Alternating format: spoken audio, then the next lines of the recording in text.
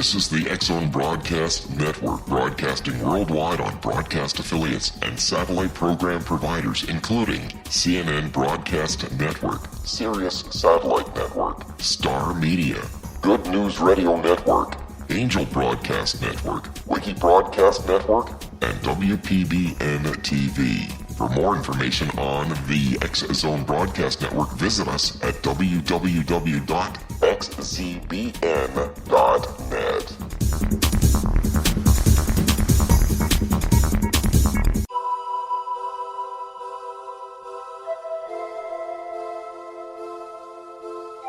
If you're a seeker, don't miss the inspiring book Shamanic Awakening, Between the Dark and the Daylight. This remarkable work chronicles shamanic counselor and indigenously trained dream decoder Sandra Cochran's 35 years of experience with diverse wisdom keepers throughout the Americas. Sandy's initiations across the British Isles, Turkey, Greece, and Egypt, combined with her knowledge of symbology, psychology, and myth, influence her dream blog and workshops.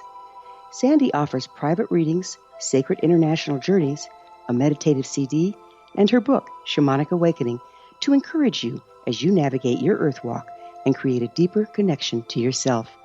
Find this and more at her website, starwalkervisions.com.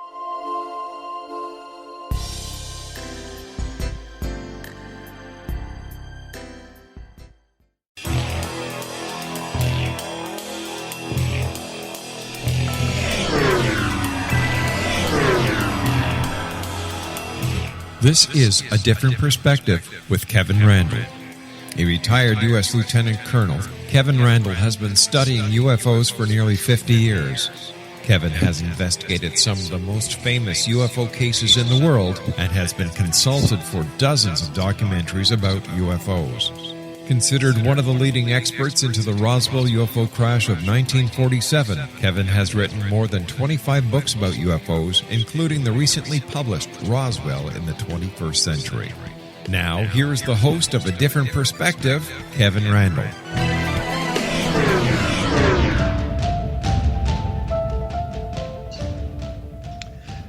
And good evening. I am joined tonight by a friend of mine, Nick Redfern, whom I've known for a number of years, and he seems to have followed me into Texas, meaning I lived in Texas a long time ago, and now he lives there. He has written a book called Secret Societies, The Complete Guide to Histories, Rites, and Rituals, which is due out in March, and I happen to have a copy sitting on my desk, and apparently Nick does not have a copy, so I went up on him there. I have a long introduction, and I'm not sure that people really need an introduction to Nick because he's been everywhere in the last few weeks on the radio and television. But I will tell you that he's worked as a freelance feature writer for the Daily Express, People, Western Daily Press, and Express and Star newspapers, as well as a full-time feature writer for Planet on Sunday. He has been a freelance journalist for the British newsstand magazines, The Weekender, Animals, Pet Reptile, Military Illustrated, I Spy, The Unopened Files, and The X Factor. This Animals sounds like something the Monty Python would have done. Actually, yes. Sorry, go on. Yeah. Go It ahead. was actually an old English magazine for children where you would buy it in stores and it would build up into like volumes. You know, you buy them each week and put them in like volume folders. I'm going to skip over some of this because I think everybody knows you're on the lecture circuit. You've been seen on television programs like Monster Quest, UFO Hunters. I'm impressed with the National Geographic channels, Paranormal, and the Syfy channels, Proof Positive. But what I liked was you've been identified as a member of an informal group of friends, often called others as the Paranormal Rat Pack and the Cabal. And other members of the group are filmmaker Paul Kimball and authors Greg Bishop and the late Mac Tonius, which is too bad. Mac was a good guy. And in 2012, he took on the role of an on-air radio talk show host. Well, there you go. Nobody's done that recently. And a paranormal themed internet radio show, Epic Voyages Radio, produced by the Inception Radio Network. Nick Redfern, welcome to A Different Perspective.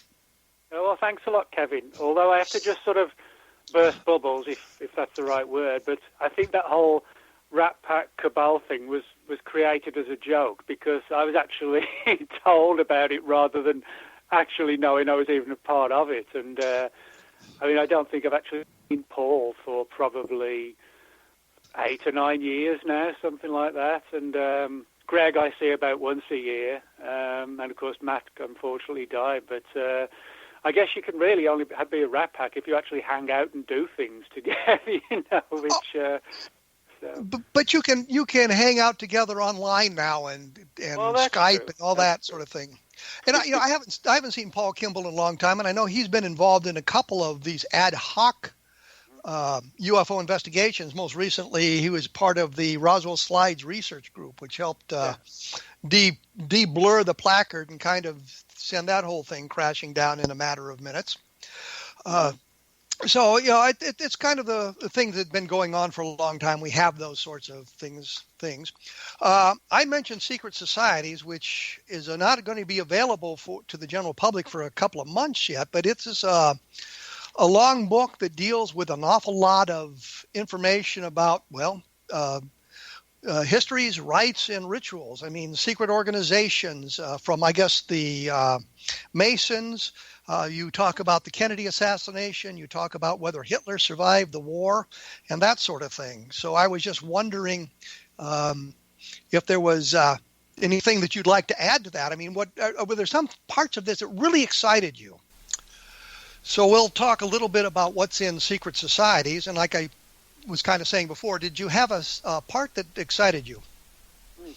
Well, yeah, one of the stranger parts of the book revolves around a British UFO secret society, if you like, known as APEN, or the Aerial Phenomena Inquiry Network. And they surfaced under mysterious circumstances in the UK in the early to mid-1970s. And they sort of portrayed themselves as a sort of clandestine UFO research group that was going to try and get to the heart of the mystery.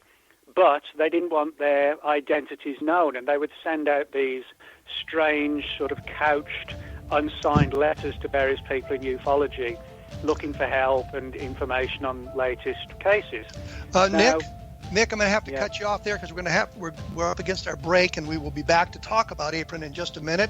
And you can take a look at Nick Redfern's site at nickredfernfortean.blogspot.com. And you can get usually more information about what I have to say at www.kevinrandle.blogspot.com. And as I say, we will return in just a couple of minutes with Nick Redfern talking about his book on secret societies, and we'll talk about UFOs, and we'll talk about whether Hitler actually survived the war, and if those ideas of searching for him in today's environment are worth anything. So please stick around. This is the X-Zone Broadcast Network, broadcasting worldwide on broadcast affiliates and satellite program providers, including CNN Broadcast Network, Sirius Satellite Network, Star Media, Good News Radio Network, Angel Broadcast Network, Wiki Broadcast Network, and WPBN TV. For more information on the X-Zone Broadcast Network, visit us at www.xzbn.net.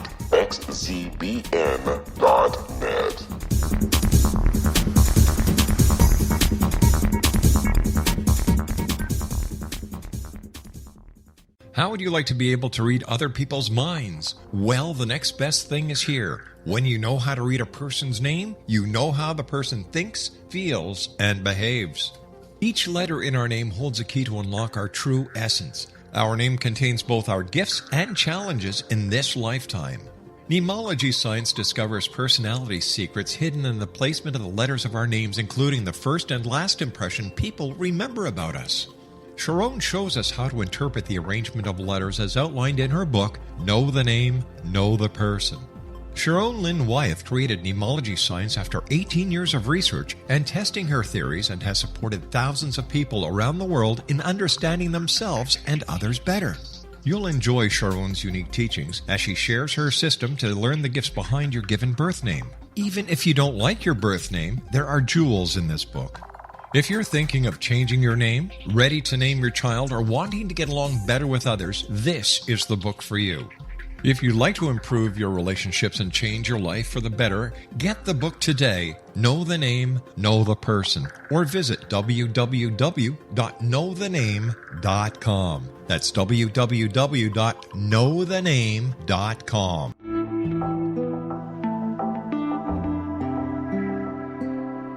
Take a step back in time and discover old Florida cuisine at Marsh Landing Restaurant in Fellsmere, Florida.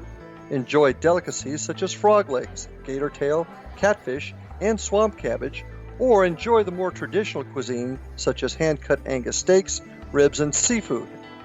Join us for breakfast with a southern flair featuring sweet potato pancakes, biscuits and gravy, and much more. Planning a party?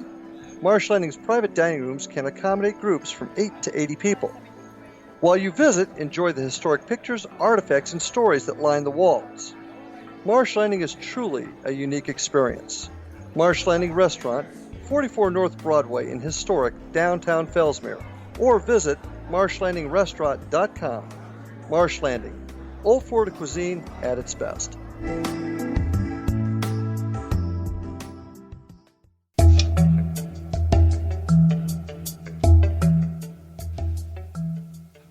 We are back with Nick Redfern. I cut him off when he was talking about Apron, which is a British secretive UFO group. And you want to continue with that? Tell us a little. They sent out a letter to UFO researchers. They wanted to stay in the background. And did they get anywhere with their research, or have they kind of disappeared?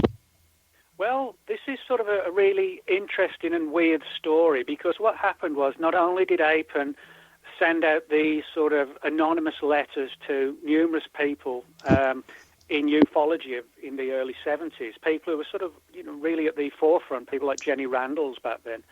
And they, as I said, they essentially were presenting themselves as a group that wanted to stay in the background and investigate significant cases and essentially get involved with everyone in ufology. Now, things got a little bit disturbing, because as well as sending out letters, they sent out cassettes, audio cassettes, playing, like, for example, the type of music the Nazis played during the Second World War when Adolf Hitler was on parade and things like this. And they clearly had some sort of extreme right-wing agenda. Now, the more that people looked into it, the more they came to two possible scenarios. One was that they actually were some sort of ultra-right-wing group that was trying to infiltrate ufology and in essence sort of recruit people to their right-wing agenda by pulling them out of the UFO field.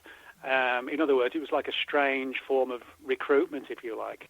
The other theory, which is an interesting one, is that APAN was actually sort of a shadowy group established by some elements of the British government or the intelligence community that was trying to disrupt British ufology by pitting people against each other and trying to smear the subject by suggesting it was sort of linked with ultra-right-wingers and Nazis.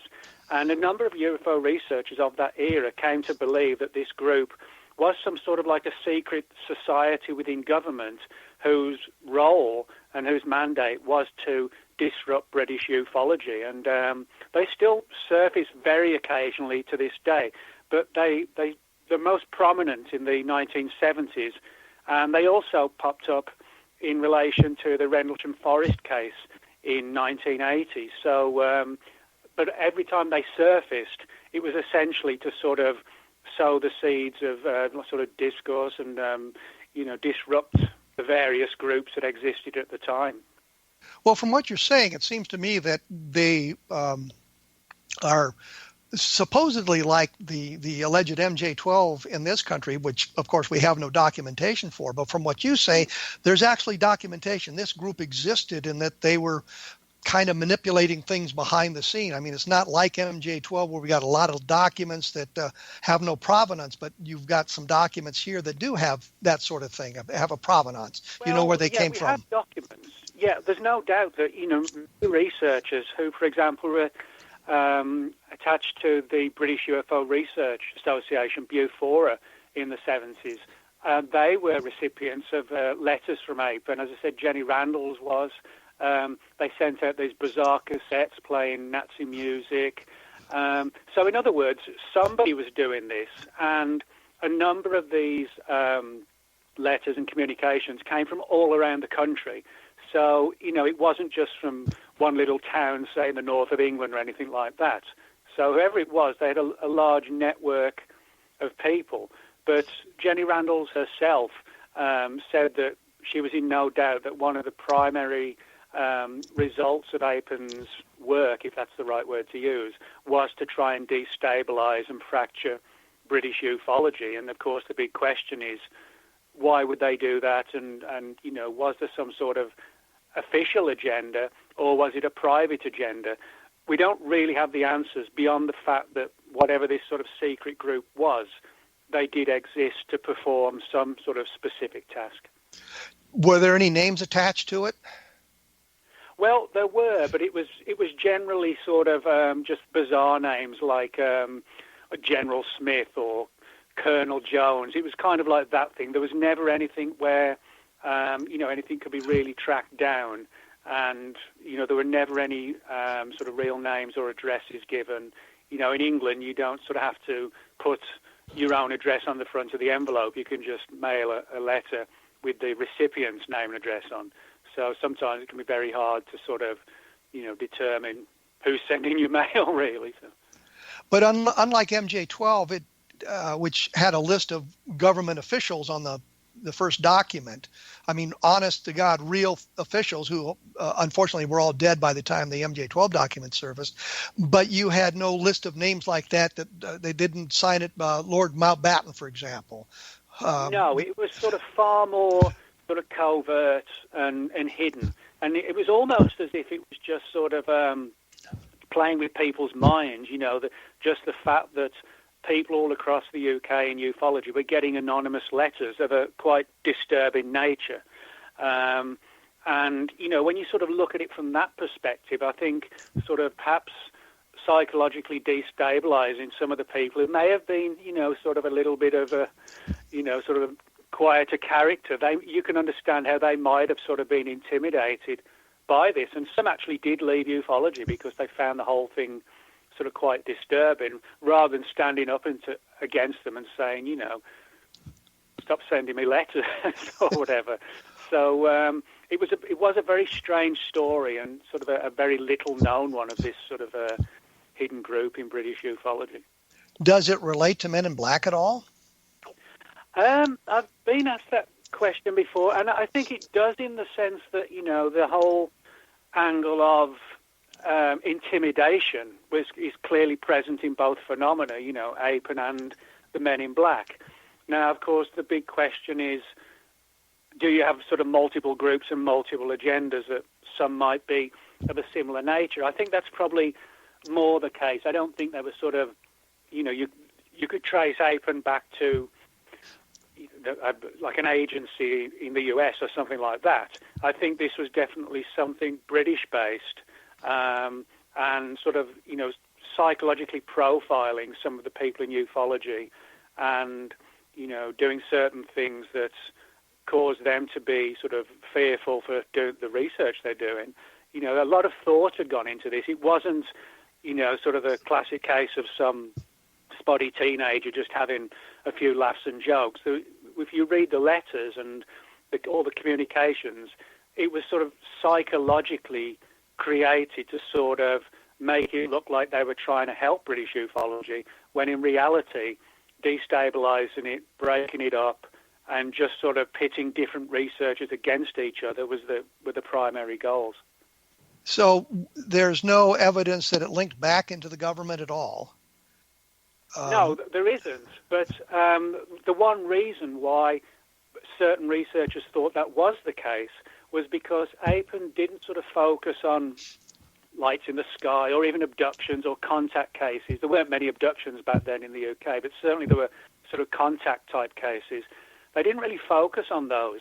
They focused on cases involving the military and the government, and in many cases, they tried to play down the importance of these cases. That's, they popped up, as I said, in relation to Rendlesham and alluded to the idea that, it may have been something more down to earth than, a UFO. So in that sense, if they were somehow tied to the government or to the military or military intelligence, then you might have an explanation as to why they would suddenly jump up every time, a significant military case occurred and actually got out into ufology, that somebody sort of spilled the beans, so to speak.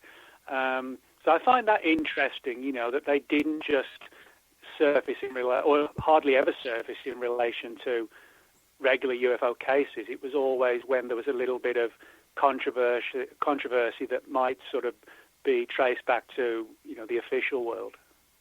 Well, you say military cases, and they would pop up with their important military cases. Did they pop up when the Ministry of Defense started releasing their UFO files into the public arena? Excuse me. They actually didn't, but in one or two of their communications, they did allude to having in their possession certain government and military files on UFOs that weren't in the public domain. And they kind of talked about those in almost like a taunting fashion, sort of we know something you don't know, that kind of scenario. Now, whether that, again, was true or whether it was designed to sort of reel people in, because, people in ufology, they love sort of stories of government files and hidden files. And so whether or not they actually had the real files or not, I think there was possibly a plan to use the scenario of, hey, we've got these files as a means to sort of have these people, have the researchers fall even more under the fold of APEN and under the sway of APEN, just by sort of dangling the carrot, so to speak. Do they still exist? Have they surfaced any time in the last, say, 5 years or something? I've not heard anything in the last 5 years, but I actually wrote briefly about APEN in an earlier book in 2006 called On the Trail of the Saucer Spies, and I sort of addressed all these different theories in there. And I actually got a phone call probably about a month or two after the book came out, so this would have been, I think, sort of late 2006, and I got a phone call like 10 or 11 o'clock at night, and from somebody with an English accent, which unfortunately, it just came up on the ID as like private caller or unknown call or something like that. And it was somebody screaming down the phone, basically saying words to the effect of, how dare you smear the words of APEN and so on, and do you know what's going to happen to you, that kind of thing. And, I'm not the sort of person who sort of, runs quivering in the corner to something like that. So I basically, I won't use the words that I used on the phone, but you can get an idea of my response. But, whether that was some sort of hoax or somebody just joking around or somebody still in APEN, I don't know, but they took the time to sort of find my phone number here in the US, which was not, online, and they were clearly speaking in an English accent. It was actually like a Southern England, Southwest accent. I knew exactly this part of the country where the accent was. And, it was a sort of a demonstration, if you like, that, yes, APEN may still be around and still up to their tricks sort of now and again. Well, it seems to me that if you're living in Texas, you should have informed them of that and explained to them that the mindset of Texans, which is everybody's got a rifle rack in the back of their pickup truck, and you're all heavily armed. And anytime you feel froggy, just take a leap, that kind of thing. Well, that's right. I basically told them what to go and do, and they hung up after that. And I think that kind of reflects their approach. If you stand up to them, as I did, and just basically told them what to go and do, then, that they, and I never heard from them again. I do know for sure that some people in ufology who were clear in the 70s, I was just a kid back then, so I wasn't involved then, but, following up years later, I do know of a number of researchers who got very, not just concerned, but downright terrified by all this, Nick, we're going to have actually... Nick, we're going to have to take a quick break here once again. The time just flies by. I can't believe it. You can take a look for Nick Redfern at nickredfernfortean.blogspot.com. And when we come back, I'm going to try to shift the conversation and move a little bit to the idea which is in his book about Hitler being still alive. So we will return right after this, so please stick around.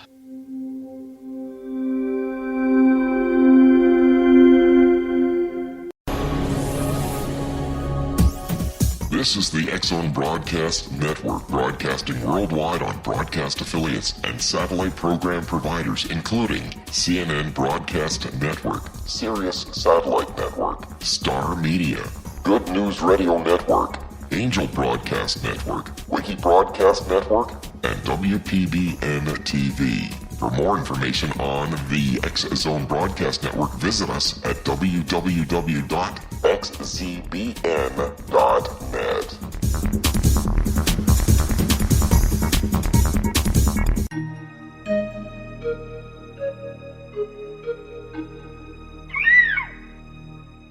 While science pursues fact, magic accesses the quantum level, bridging random facts to form truth.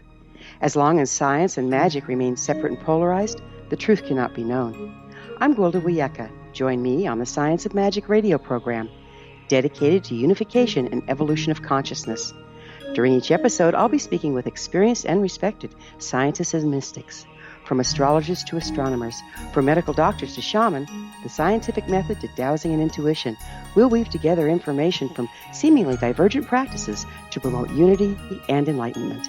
Join me, Gwilda Wiyaka, and the Science of Magic right here on the Mutual Broadcast Network. For more information, visit www.thescienceofmagic.net. Gibbs A. Williams, Ph.D., is a practicing psychoanalyst, supervisor, researcher, and author in New York City. Much of his life has been dedicated to understanding nature and the uses of meaningful coincidences or synchronicities. His radical and original non-Jungian, non-mystical, non-magical theory of synchronicities illuminates much of the fog surrounding this challenging and perplexing topic. His ideas and manners are fresh, presented in a style that is both entertaining and highly informative. He is also an expert on crisis intervention, specially focused on violence reduction for the police and citizens, mastering anxiety, frustration, and stress without the use of medication, and effectively preventing and treating heroin addiction. Dr. Williams can be contacted at his email address at gwwilliamsny11@aol.com or visit his website at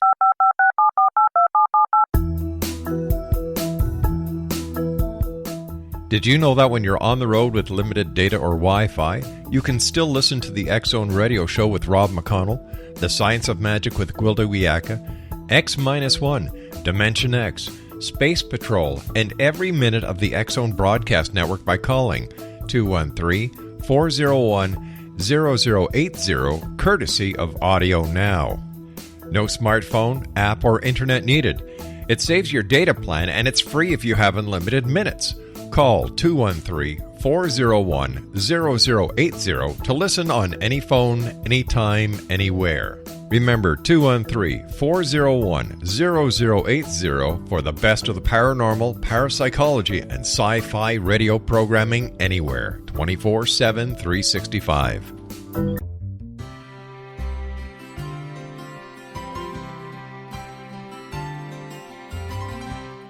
True healing must address 4 levels: physical, emotional, mental, and spiritual, for us to live joyful and productive lives. We tend to treat 3 of the 4, leaving the spiritual languishing. If you're tired of the same dysfunctional patterns cropping up in your life, Soul Balancing is for you. Trixie Phelps, owner and founder of Soul Balancing, is a naturally gifted energy healer trained in numerous esoteric forms, including shamanism. Trixie has created a powerful modality that safely and effectively clears your energetic field. A soul balancing session can remove interference, heal trauma, and restore your hope. Contact Trixie for a life-changing long-distance session today, www.soulbalancing.world.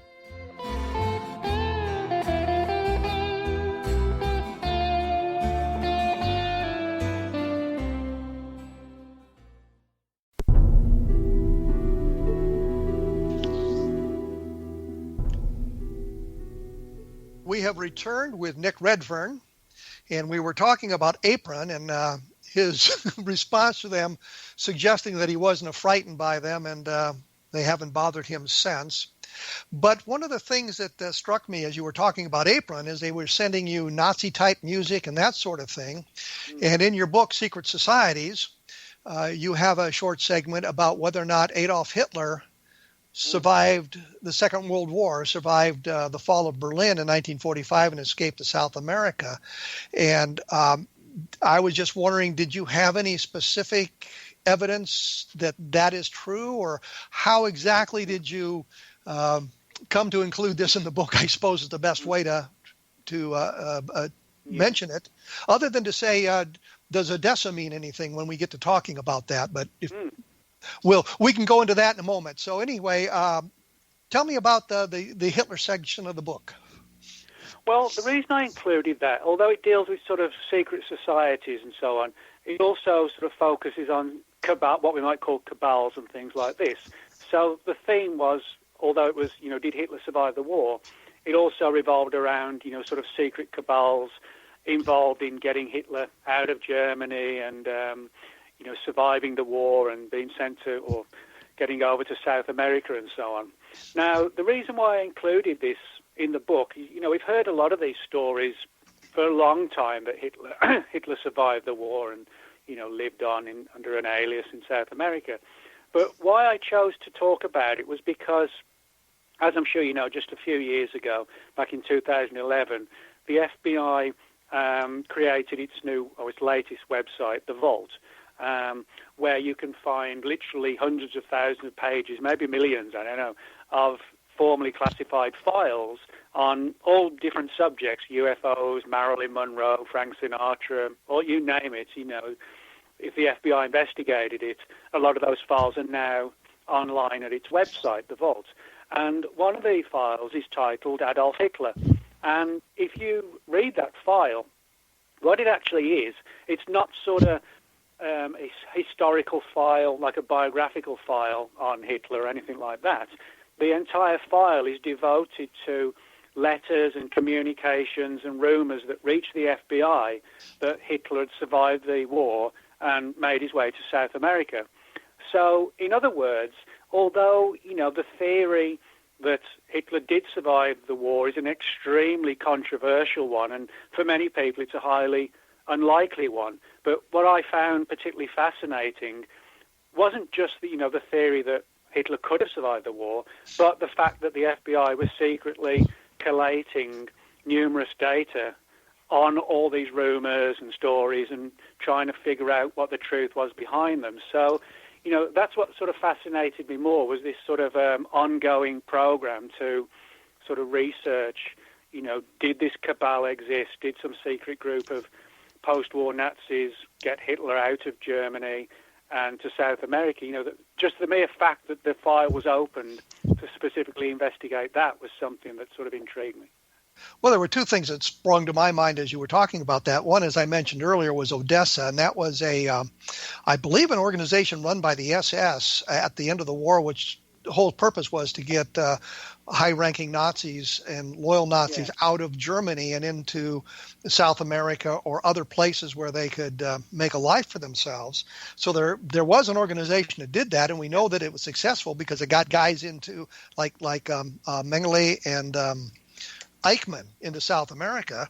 And the other thing that struck me was we get an awful lot of things like that, but of famous people or notorious people surviving their deaths. Davy Crockett supposedly didn't get killed at the Alamo. He was captured and taken to Mexico. Jesse James really wasn't assassinated by Ford. He escaped into somewhere else. Butch Cassidy lived for years and years after his supposed death in South America. So, it's that kind of thing. But I can see where after the war there was no Hitler body that could be found. And so that would be a logical conclusion. Did he survive? And you have people telling you that, we saw him here, or he did this, or here's a picture of him in Brazil or something like that. Yeah, I mean, you're right about Odessa. That's one of the reasons why there was this sort of ongoing collection of data every time another rumor surfaced about Hitler, because although it was never proved that Hitler survived the war, you're right, it was proved that there was this program to, get high-ranking Nazis out of Germany and out of Europe completely as well. So, it was almost like one of those where there's smoke, there's fire scenarios, or there could be fire. And so for that reason, it was perceived as being plausible. And you're correct when you say that, there are a lot of controversies surrounding Hitler's final days and final hours, and whether or not, his burned corpse was found, or was it really him, or was it a look-alike? So I think as long as these theories sort of stay open, the questions are always going to be asked, whether it's by researchers, the general public, or with this file, by the FBI as well. I remember seeing a program not too long ago, and that's why I kind of focused on this Hitler thing. It might have been in the last week or so, about Hitler surviving the war. And one of the things they'd done, and I don't know the name of the street that's near the Brandenburg Gate, but they had cleared that in the final days of the war so that they could, so it was sort of like a big long runway, and they cut down the lampposts so they could fly aircraft in and out. So the idea was they were preparing this so they could take Hitler out of Germany as the Russians finally kind of overwhelmed everything. Did you run into anything about that, or anything that might add to that? Well, not that specific one, but I mean, one of the things I found interesting about this particular file that I talk about in the book is that some of the accounts were extremely detailed. It wasn't just along the lines of, I met a guy in a bar who told me Hitler was, taken out of the country, and I can't remember the guy's name. It was not like that. It was talking about specific submarines and specific places in South America where Hitler was dropped off, and then where he made his way to, a little town and so forth, and some of the people who were reportedly involved and how the process went ahead. And there was a great deal of sort of communication between the FBI and the State Departments, various State Departments, offices and embassies in South America to try and figure out if there was anything to this. So, then that was purely and simply because a lot of the accounts that came through were highly detailed. That was one of the things that sort of motivated the FBI. So we've decided Hitler probably didn't survive the war. I mean, is that the conclusion you kind of came to? Yeah, I think, he probably didn't. But it's like a lot of these different stories, whether it's Jack the Ripper or even Roswell, that we know something happened, and maybe this happened, maybe that happened. And so things are always sort of a little bit still wide open. And I think that's the same with the Hitler stories, that the door will never be closed until we know for sure. And when you have sort of intriguing stories that do have a little bit of merit to them and, background data, then it's inevitable that, it's never really going to go away. Well, it seems to me that once the Soviet Union collapsed, there was a search for remains of Hitler, and that the Soviets had collected some bone fragments near the big bunker there where Hitler spent his last 10 days or so. And I remember they were talking about some DNA testing from relatives of Hitler, and I'm not sure if I was a relative of Hitler, I'd be mentioning that to anybody. But they were going to run some DNA tests, and I haven't heard anything about whether those tests were positive or negative or anything like that. And I kind of wondered if maybe you'd heard something in the last few months, since you've kind of got an interest in this. Yeah, not really. There's been no sort of major development or anything definitive, really. It's all sort of a wait and see, and if it even will go any further, it's kind of hit like a brick wall, really. But I mean, when the FBI posted its file, this prompted a great deal of interest, and I think probably prompted a number of TV shows and documentaries that surfaced in the wake of the uploading of the file to the Vault website. So I wouldn't be at all surprised if further data it does surface, I think it probably will. But whether or not it'll actually resolve things or just make things even more confusing, kind of the latter scenario is the one that usually, is the one that sort of plays out. Yeah, that's kind of the bad thing about UFO research and this kind of research in general. Even when you have a definitive answer, there are people who are going to say, no, that's not true, that the CIA got to the witness or somebody bought him off or something like that. You just cannot, even if you have a definitive answer, there are going to be people who just simply do not accept it. Yeah, and I think ufology, is often guilty of that because there's that sort of Fox Mulder, I want to believe mentality sort of takes over. Sometimes, not deliberately, just unconsciously, subconsciously, people want their favorite cases to be this and they want it to be that. And if you suggest something else, it's like, well, why are you doing it? What's your agenda? Well, there's no agenda. You're just looking for evidence of this or that. And, it's... Well, it's hard to explain to people. Yeah, it's hard to explain to people that sometimes the evidence doesn't take you where you want it to go. It takes you somewhere else. And I think as a researcher or an investigator or a writer, you're obligated to explore that path and say, this is what I found. This is a great case, but here are the problems with it, and here's why we are no longer so excited about it, because here's what the evidence tells us, or the lack of evidence tells us. I'm sure you've actually, what that does, that demonstrates, being truthful and being unbiased and open to wherever the evidence goes. It's kind of like, people would be amazed, if you watch the same TV shows when you were 10 as you do at 30 or something. Of course, you're not going to watch kids shows, on a Saturday morning when you're 35 or whatever. And I think, but in ufology, it's almost like you have to be locked down into one mindset and you're not allowed to change. It's like she's the abduction researcher, he does cattle mutilations and thinks it's biological warfare. The other guy thinks it's aliens. And it's almost like an 11th commandment, thou shalt not change thy scenarios or ideas, That's how it kind of comes across. And I've never really understood that mindset of why, if you supported one theory when you were 25, if you uncover new material when you're 35 and it takes you down a different path, well, there's nothing wrong with that. You're actually being honest in saying, hey, my views have changed.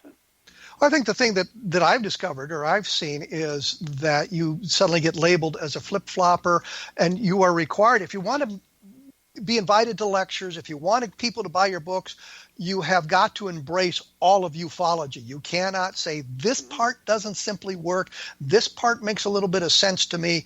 You have to embrace the whole thing. We're going to have to take our last break here. When we come back, I'd kind of like to talk to you about your Federal Emergency Management Agency section of the book, where you're talking about the secret camps and all of that sort of thing. And if you want more information, you can take a look at nickredfernfortean.blogspot.com, and I often comment about our programs at www.kevinrandle.blogspot.com, so you can get a little bit of a different perspective about what we may have discussed during the program. We will return with Nick Redfern and maybe talk a little bit about FEMA right after this.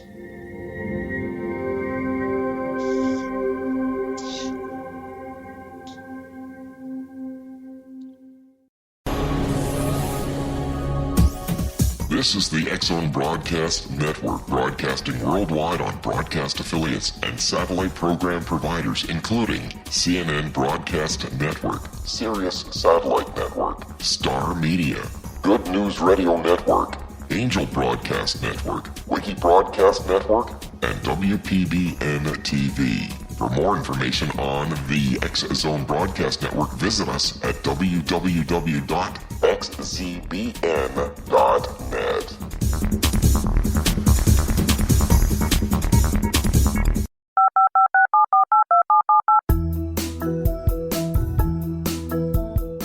Did you know that when you're on the road with limited data or Wi-Fi, you can still listen to the X-Zone Radio Show with Rob McConnell, The Science of Magic with Gwilda Wiaka, X-1, Dimension X, Space Patrol, and every minute of the X-Zone Broadcast Network by calling 213-401-0080, courtesy of Audio Now.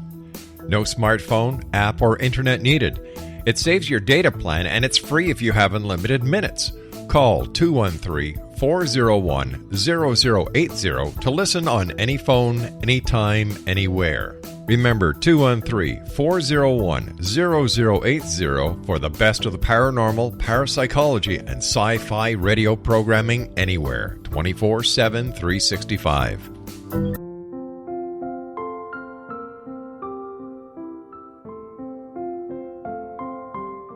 I am Dr. Carl O'Helvey, founder, president of a new cancer foundation focusing on evidence-based physical, mental, and spiritual interventions, including natural cancer cures, prayer, meditation, affirmations, nutrition, and other related holistic cancer prevention and cure modalities.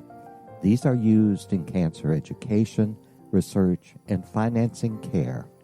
I ask for your help to continue this important work by donating at www.holisticcancerfoundation.com.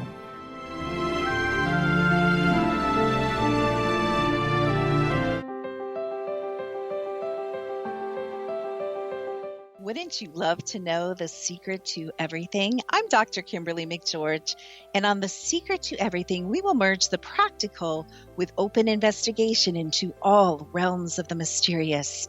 We will talk to cutting-edge alternative health practitioners, those who inspire and motivate you in business and life, and of course, we will share stories of the paranormal, conspiracy, and cryptozoology. You will transform because of the frequency I carry, the frequencies my guests carry. Life may never be the same after you listen to this program, for the secret to everything is for you, the listener, for those who desire more in every area of their lives and believe that it can still be found. Listen and discover thesecrettoeverything.com.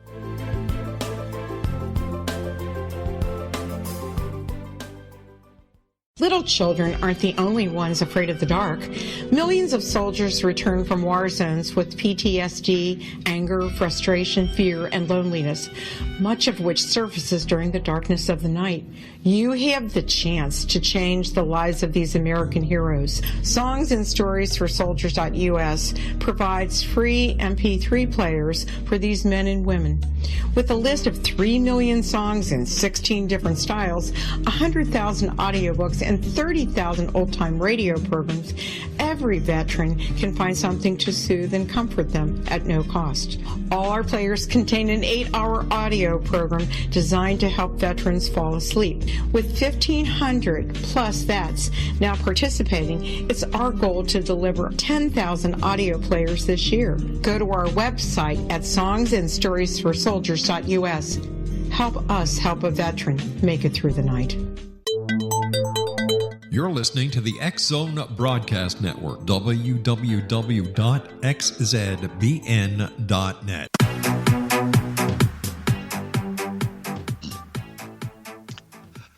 I have returned with Nick Redfern, our guest tonight, on A Different Perspective. And we've been talking about Secret Societies, which is his book coming out in March. And we've been talking about some other things as well that is very interesting. And I think we've finished with Adolf Hitler for a while. And because of that, I wanted to ask Nick about one of the things that he had mentioned in the book. Is he's got a segment on FEMA, which is the Federal Emergency Management Agency. And I noticed that you were talking about these camps that are secretly being constructed and that sort of. Can you give me a little bit of background about that? Yeah, well, as you said, FEMA, which was established in 78 and functional by 79, the Federal Emergency Management Agency, and it provides sort of massive relief and support in relation to sort of large-scale disasters in and across the United States. You know, does a lot of very good work. But within the sort of darker side of conspiracy theorizing, there are these theories and whispers and rumors that FEMA has sort of another agenda, a secret agenda, which involves the creation of what have become known as FEMA camps. The theory being that at some point in the near future, martial law might be declared, and any sort of people viewed as dissenters and people who ask awkward questions will be sort of rounded up into these camps. Now, wait. Let me make one point clear. This all did not evolve in the last week. After President Trump took the oath of office, this is something that has been discussed for literally years. It's not something that's new. So we don't want. Right. We don't want to go down that path. We just want to make it clear that this is something is very, very old. Oh yeah, this goes back certainly a couple of decades, and personally, I'm extremely skeptical of this. I'm not saying that FEMA hasn't plans for creating what you might call camps, but not to sort of hold people in detention situations, but actually just for people whose homes may have been destroyed by tornadoes or earthquakes or, God forbid, terrorist attacks, that kind of thing. The problem I have with the theory about the FEMA camps and detention camps and concentration camps is that the theories and the rumours have been going on for decades, a couple of decades now, and yet nobody's successfully got a photograph of one of these disturbing camps, with people in sort of black outfits wandering around, in goose-stepping style or whatever. That nobody's ever proved that. It's all still very much at the rumour mill level.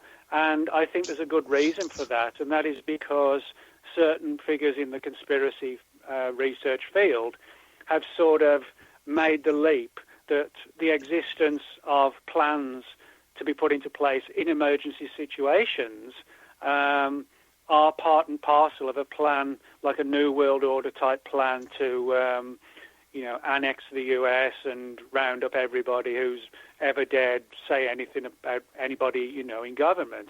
I don't personally see that happening, but I included the chapter to demonstrate that the section in the book to demonstrate that there actually is a significant number of people in conspiracy research who actively do promote the idea that there are so-called FEMA camps, and they are sort of the closest thing you could imagine to, like a concentration camp. But as I said, I've personally seen no evidence at all of that.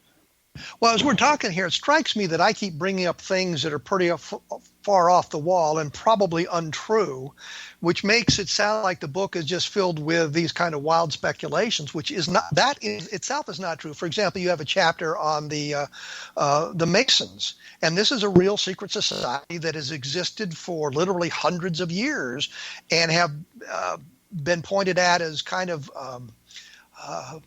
running wild in the formation of the United States. I think that there's a story coming out that Santa Anna made some kind of secret Masonic symbol after he was captured at San Jacinto during the Texas War for Independence, and that was why Sam Houston let him go. So there are an awful lot of things in the book that are true secret societies and true histories of that sort of thing. Is there something that struck you that really kind of excited you that was a true history, something that we can demonstrate as being true?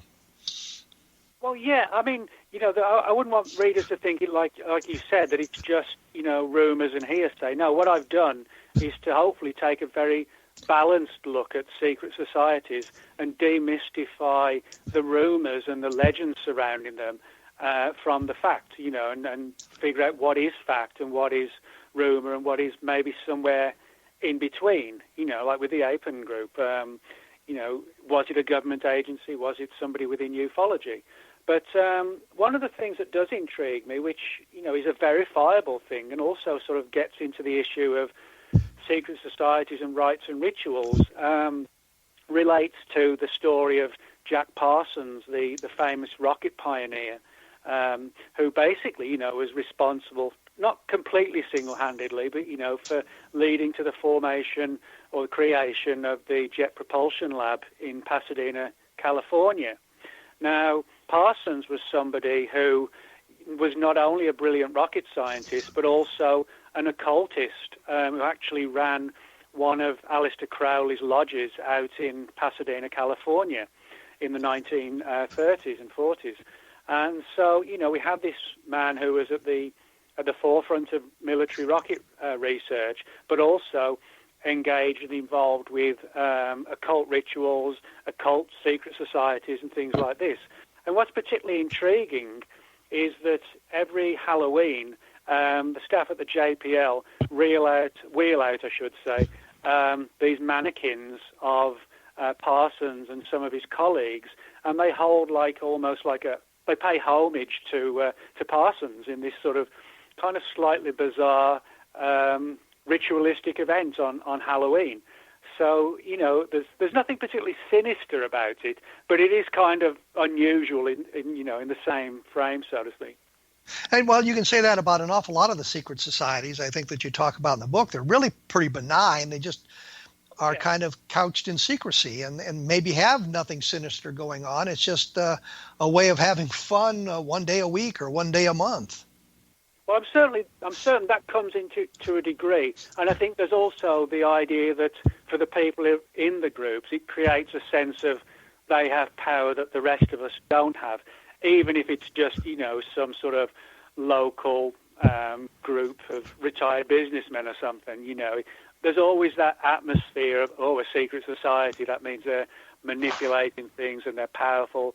It may actually be the opposite, that they've got low self-esteem and putting themselves in that position actually makes them feel good, Well, the one group that you don't mention in the book is the stonecutters.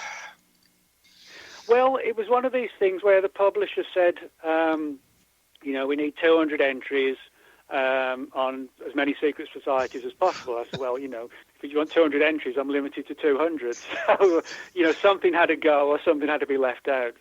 But you understand the Stonecutters was the organization on The Simpsons, and they were running everything.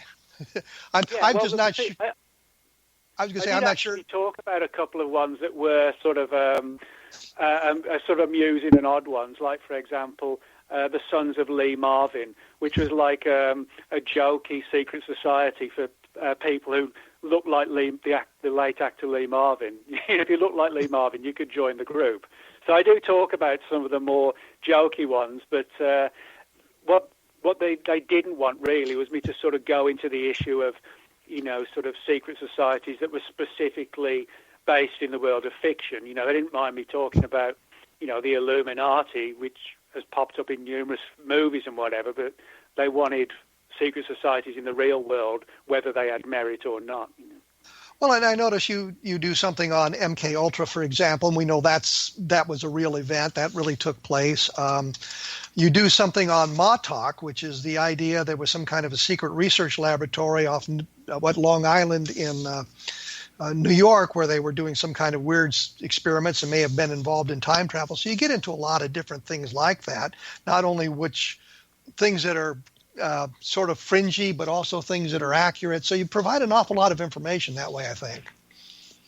Well, I try, to sort of vary the stories and the societies. You don't just want to hear time and time again about groups that kind of mirror the Masons. For the sake of the reader, you want to keep it sort of open and entertaining and informative. And that's why, I talk about like everything from Jack Parsons to Adolf Hitler to UFOs and, you name it. I think it's important to demonstrate to people that the term secret society doesn't just mean a bunch of old guys lifting up their trouser leg and, jumping around and performing some ritual. It actually sort of goes far beyond that. Well, that's, the thing you have to do is try to keep the reader interested and provide some good information for them. And as I say, if you get a chance, take a look at Secret Societies. It says on the back of the book, Secrets, Lies, and Privilege, and I was looking at the wrong place. So Secret Societies. Hey, Nick, thanks an awful lot for taking some time with us tonight. We certainly appreciate your vast knowledge of all these subjects. And I'm hoping people will take a good look at your book. And if you want more information about this, take a look at Nick Redfern, Fortean.blogspot.com. You can learn something more about that. And we will, of course, be talking about this at kevinrandle.blogspot.com, giving you a little bit more information about what was going on there. And take a look at Roswell in the 21st century if you'd like to know where my head is on that specific thing at the moment. It'll give you a good idea of where we are. Next week, we're going to talk to Stan Gordon about the Kecksburg UFO crash and his interest in cryptozoology and that sort of thing. And I think that's going to be somewhat interesting as well. So next week, that's where we'll be. And if you get a chance, as I say, take a look at www.kevinrandle.blogspot.com. And thank you for joining us.